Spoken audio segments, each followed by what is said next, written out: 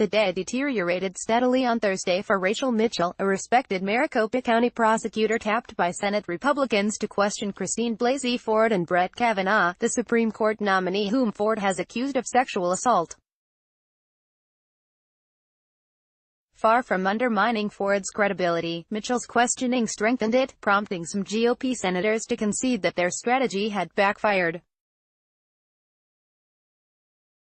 As for her questioning of Kavanaugh, there barely was any, because the 11 male Republicans on the Senate Judiciary Committee no longer needed the veneer of equity that Mitchell's female face. Imagine, a group of male senators questioning a woman's story of sexual assault or harassment, provided them during Ford's testimony. Senators questioned an irate Kavanaugh and the environment became increasingly vitriolic. Mitchell faded into the foreground, nestled within a semicircle of blustering, finger-pointing senators. What went wrong? How did a sex crimes prosecutor end up as a poor facade for fairness for Republican senators hell-bent on confirming Kavanaugh and insisting on his innocence? Observers blame a lack of time, poor strategy, and an inherent conflict between the work that Mitchell has done for a quarter-century and the task she was given on Thursday. Mitchell had a day and a half to prepare for the hearing, and she has made her career prosecuting sex crimes, not appearing on the side of those accused of them. She's out of her field here, said Rick Romley, a former Maricopa County attorney who was once Mitchell's boss. In the courtroom, representing victims, she has done outstanding work, he said. But during Ford's hearing, Mitchell was asked to challenge issues like repressed memories, or the length of time survivors sometimes wait to report an assault, that are well known to be part of the dynamics of sexual assault. I think this was the wrong assignment at the wrong time for her, Romley said. On Thursday, after hearing Ford's opening statement detailing how Brett Kavanaugh tried to force himself on her when they were in high school, Mitchell smiled sympathetically. I wanted to let you know, I'm very sorry, she said to Ford, in a sincere tone.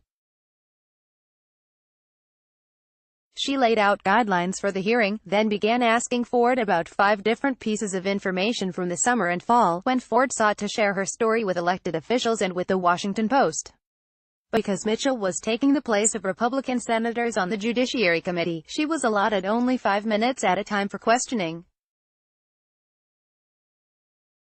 When Senator Chuck Grassley, the chairman, interrupted her to tell her first 5 minutes were over, Mitchell seemed flustered. This format has been horrible, Romley said.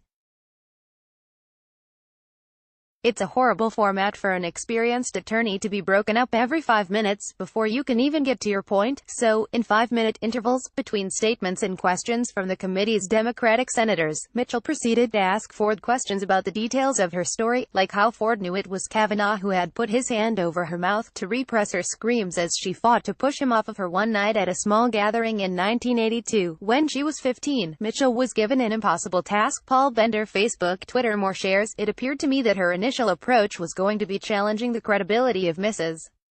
Ford, Romley said, but it didn't sound like she had much information to do that.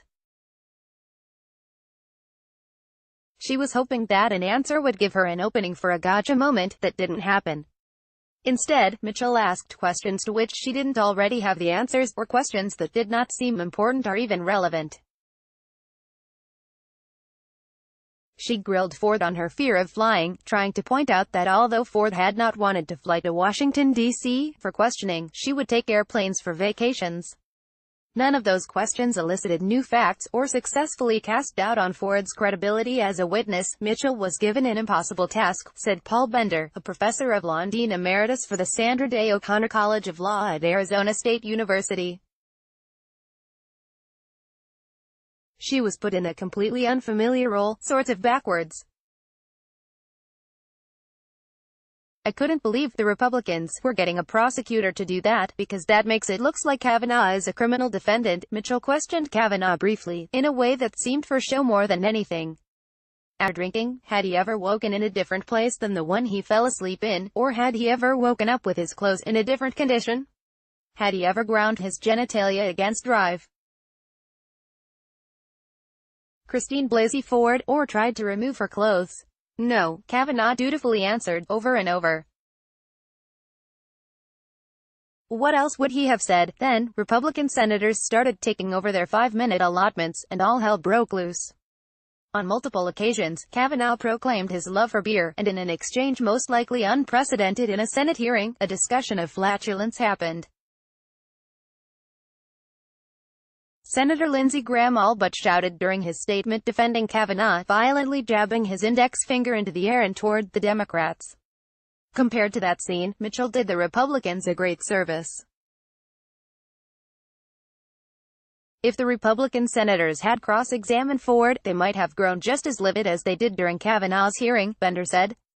They might have said, "You're part of a conspiracy," he added. I think Mitchell had the effect of stopping the Republicans from looking as bad as they might have looked.